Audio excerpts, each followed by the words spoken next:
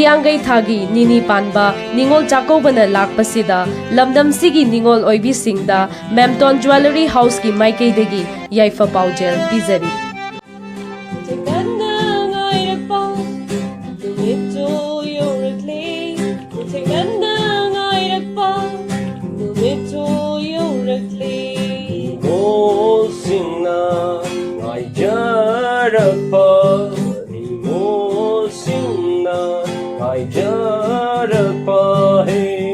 Hiangai thagi Ningol Chakoubana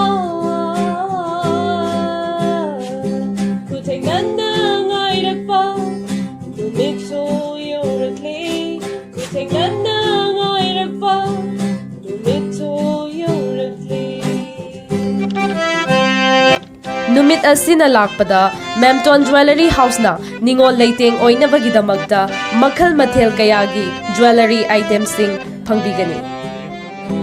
Madam kuina tengaratrava madam sangna unaratrava madam kuina tengaratrava madam sangna unaratrava nung shirava aigi sagina dei tengnarani khandona numit sida nung shirava aigi ichil ipa tengnarani khandona mikop sida haramomon minokamli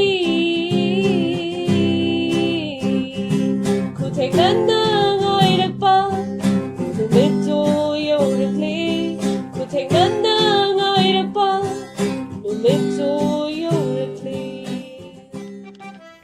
Makhal kayagi sana khudong likon samgi oiba leiteng nachom na chingba amadi angangsingi oiba item kaya amasu fangbiragani.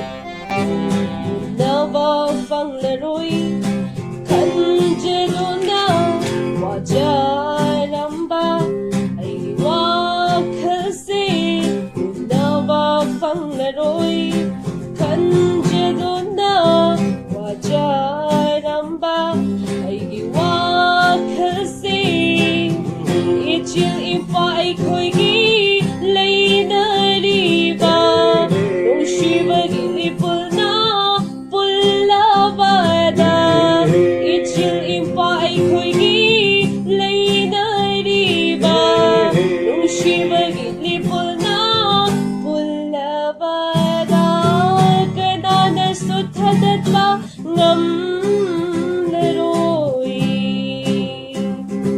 kuthenganda ngairakpa numito yorakle kuthenganda ngairakpa numito yorakle.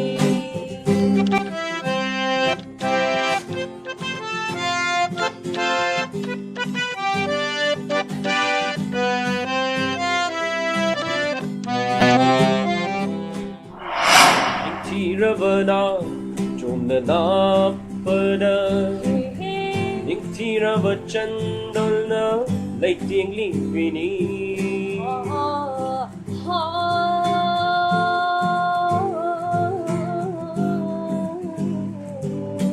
Niktiravana Jomna Pada Niktirava Chandolna Lighting Livini Malik Mukshit Pada Ning TVO Yaifa Bata Oyu Hena aku pamarol gidamak contact number 7627944665 amadi 8131052087 asida pau faubirakpa yagani.